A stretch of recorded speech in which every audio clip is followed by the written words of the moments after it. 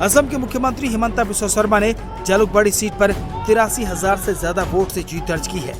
हिमंता बिस्वा शर्मा ने इस जीत का क्रेडिट प्रधानमंत्री मोदी को दिया। हिमंता ने कहा कि असम और बंगाल की जनता ने बीजेपी के लिए नहीं, देश के लिए वोट दिया है। इसके साथ ही हिमंता ने साफ कर दिया कि अब बांग्लादेश बॉर्डर पर फेंसिंग होगी और घुसपैठियों को चुन चुन कर बाहर निकाला जाएगा। प्रधानमंत्री नरेंद्र मोदी जी ने बीते 10 साल असम को हर दृष्टिकोण से सांस्कृतिक सुरक्षा, विकास और असम को असम का आइडेंटिटी आगे करने के लिए सुरक्षित निरंतर प्रयास किया। आज असम का जनता ने ये प्रयास को फिर एक बार आशीर्वाद दिया और तीसरे बार मोदी जी का नेतृत्व में असम में बीजेपी सरकार निर्माण के लिए आशीर्वाद दिए। मतलब जैसे हमारे एक्सपेक्टेशन थे ऐसे ही हम जीते। हमारे कोई अफसोस कि ये हम जितना सही था नहीं जीता, ऐसा नहीं है। जितना हो सकता था असम वासियों ने पूरा दिल खोल के हमें दे दिया और इसमें कुछ एक और बात नहीं है। और मेरा लगता है कि इससे पूरे नॉर्थ ईस्ट का साथ बिहार, झारखंड, पश्चिम बंगाल सुरक्षित होगा और फेंसिंग का काम जबरदस्त आगे बढ़ेगा। असम में यह हार कांग्रेस के लिए बड़ा झटका है। लोकसभा में विपक्ष के डिप्टी लीडर गौरव गोगोई खुद विधानसभा चुनाव के मैदान में थे। जोरहट सीट से बीजेपी कैंडिडेट हितेंद्र नाथ गोस्वामी ने गौरव गोगोई को 23,182 वोट के बड़े मार्जिन से हराया। जोरहट सीट से ही गौरव गोगोई लोकसभा चुनाव जीत चुके हैं, लेकिन इस बार गौरव गोगोई अपनी सीट ही नहीं बचा पाए। गौरव गोगोई की हार के लिए हिमंता बिस्वा शर्मा ने पवन खेड़ा को जिम्मेदार ठहरा दिया। पवन खेड़ा जी को मैं धन्यवाद देना चाहता हूं। पवन खेड़ा जी का जो एलिगेशन रहा एक असम का बेटियों का ऊपर, इससे लोगों को काफी इमोशनल किया। शायद वो प्रेस कॉन्फ्रेंस नहीं करते थे और गौरव गोगोई जी साथ में नहीं बैठते थे, शायद गौरव गोगोई जी नहीं हारते थे। क्योंकि वो आंसर मेरा ऊपर नहीं था, एक असम का बेटियों का ऊपर था। तो असम का जनता ने उनको पेड़ा बना दिया है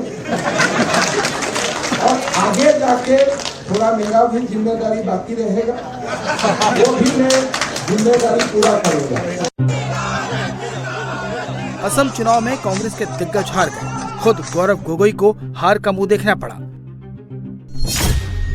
खास बात यह है कि असम में एनडीए के जो 102 उम्मीदवार जीते हैं वो सब के सब हिंदू हैं। बीजेपी ने किसी मुस्लिम को टिकट नहीं दिया। असम गण परिषद ने 12 और बोडोलैंड पीपल्स फ्रंट ने 1 मुस्लिम को टिकट दिया। बीपीएफ और असम गण परिषद दोनों ने 10-10 सीटें जीती, लेकिन इन दोनों पार्टियों का कोई भी मुस्लिम कैंडिडेट जीत दर्ज नहीं कर सका। कांग्रेस ने एआईयूडीएफ के साथ समझौता नहीं किया। इसकी नाराजगी बदरुद्दीन अजमल के चेहरे पर साफ दिखाई दी। तो दूसरे के लिए जो कुआं खोदता है, उनके सामने कुआं है।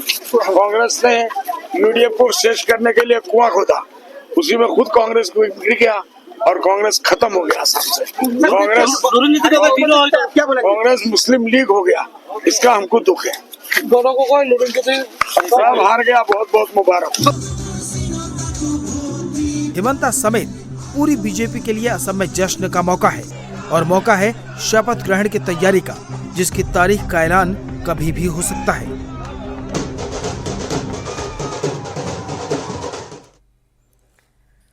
तो असम में कांग्रेस की करारी हार हुई है। पीएम मोदी ने असम की प्रचंड जीत के बाद कांग्रेस पर निशाना साधते हुए कहा कि कांग्रेस पार्टी अब अर्बन नक्सल का गिरोह बनती जा रही है।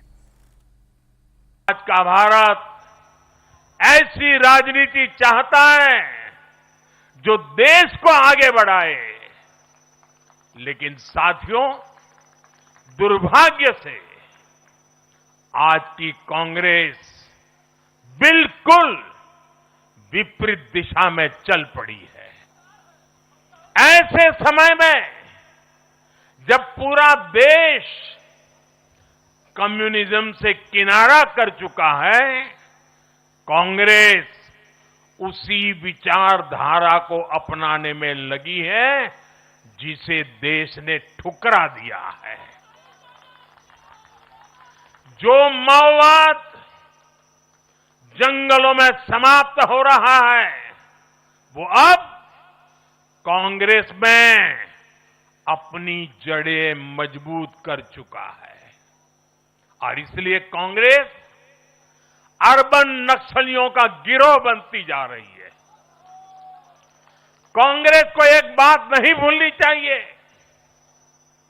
जिस विचार को जनता ने ठुकराया उसे जो अपनाएगा जनता उसे भी ठुकराएगी।